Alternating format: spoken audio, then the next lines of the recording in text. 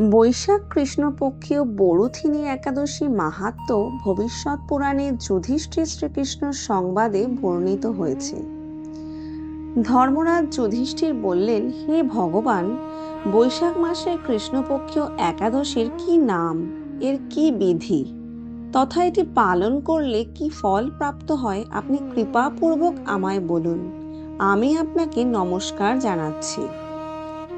শ্রীকৃষ্ণ বললেন, হে রাজেশ্বর, এই একাদশীর নাম বরুথিনী।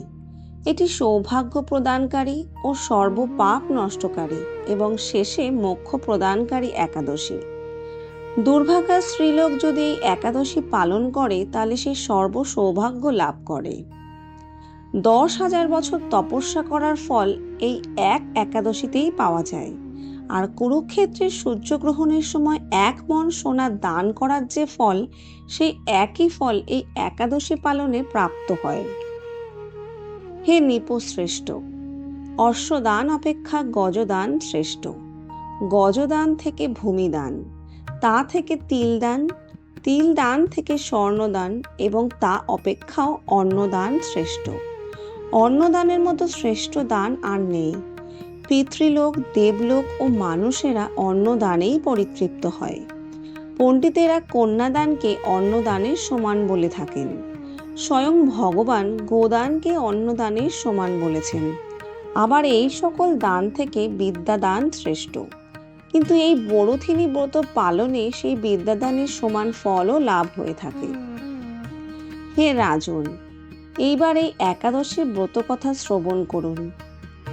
পৌরাণিক কালে নর্মদা নদীর তীরে মহিষ্মতি নগরে বাস করতেন এক মহান রাজা, মহারাজ মান্ধাতা। তিনি ছিলেন সত্যবাদী, দয়ালু এবং ধর্মপরায়ণ। তার রাজ্যে সবাই সুখে শান্তিতে বসবাস করত এবং রাজা নিজেও ছিলেন অত্যন্ত ভগবান ভক্ত। একদিন তিনি রাজকর্ম ছেড়ে বনে গিয়ে তপস্যা শুরু করেন। দিনের পর দিন তিনি কঠোর সাধনায় লিপ্ত থাকেন। হঠাৎ একদিন এক ভয়ঙ্কর ভালুক এসে তাকে আক্রমণ করে। ভালুকটি ধীরে ধীরে তার শরীর ক্ষত বিক্ষত করতে থাকে। রাজা তখনও ভগবান বিষ্ণুর নাম জপ করতে থাকেন, ওং নমো ভগবতে বাসুদেবায়।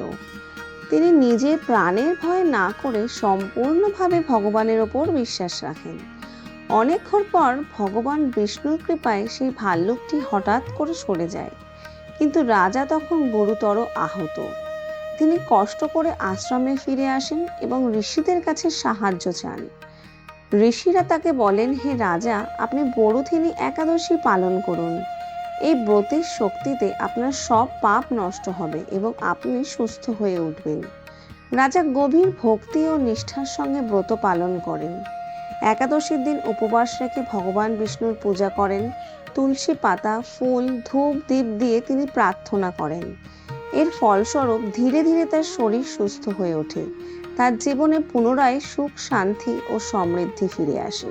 শাস্ত্রে এই একাদশীর মাহাত্ম্য অসীম বলা হয়েছে। এই ব্রত পালন করলে তা 1000 গরু দান বা অশ্বমেধ যজ্ঞের সমান ফল দান করে। বন্ধুরা, এই ব্রতের আসল শক্তি শুধু উপবাসে নয়, বরং আমাদের বিশ্বাস, ভক্তি এবং সৎ জীবনে। যদি আমরা সত্য ও ধর্মের পথে চলি, তাহলে ভগবান নিজেই আমাদের রক্ষা করবেন। আশা করি আপনারা বরুথিনী একাদশীর মাহাত্ম্য ও কাহিনী বুঝতে পেরেছেন।